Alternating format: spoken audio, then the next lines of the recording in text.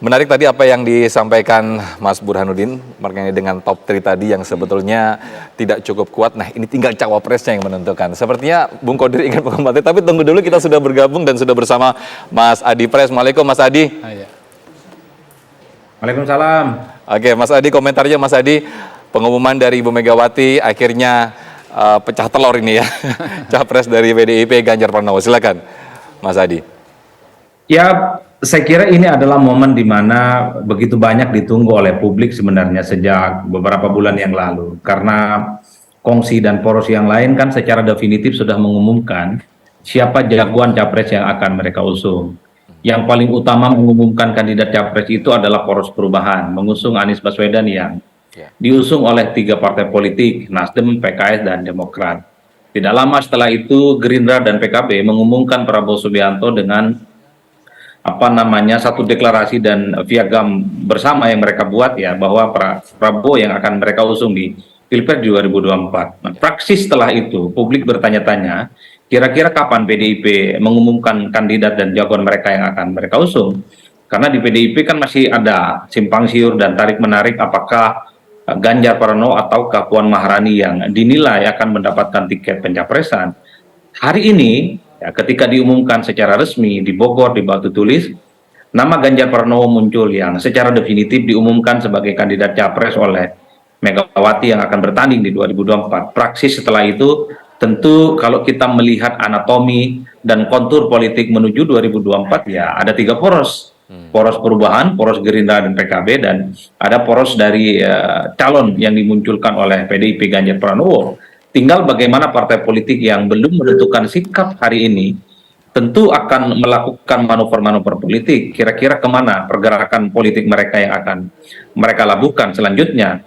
Karena PDIP, karena Prabowo Subianto, karena Anies Baswedan tentunya sedang memulai gerakan politik yang lain untuk menambah kekuatan politik mereka, merangkul begitu banyak partai politik sebagai bagian dari kongsi politik yang tentu saja diharapkan akan memperkuat barisan politik mereka nantinya di 2024, Mas. Jadi itu poin saya yang pertama.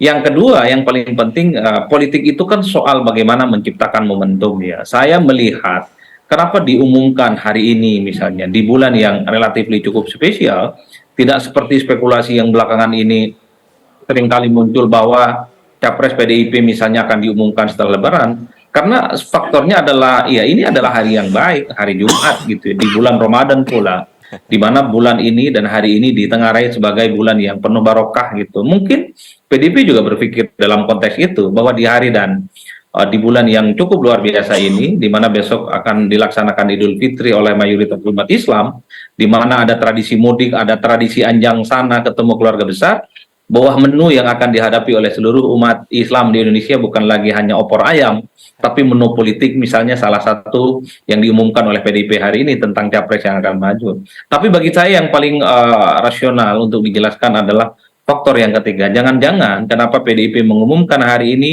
di bulan Ramadan tidak setelah Lebaran kandidat capresnya, mungkin karena ini efek dari efek negatif yang ditimbulkan karena misalnya PDIP dan statement Ganjar Pranowo yang beberapa hari yang lalu terbukti cukup mengganggu elektabilitas mereka.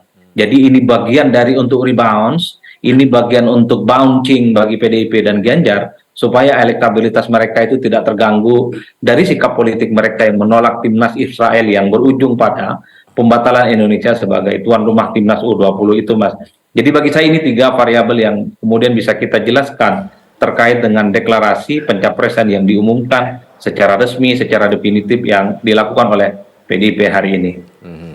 Poin ketiga tadi yang menarik apa yang disampaikan Mas Adi, rebound untuk mengangkat kembali elektabilitas daripada PDIP. Ini menarik, nanti akan pasti dikomentari Bung Qadir. Sesaat lagi kami akan jeda terlebih dahulu, tetaplah di Breaking News TV One.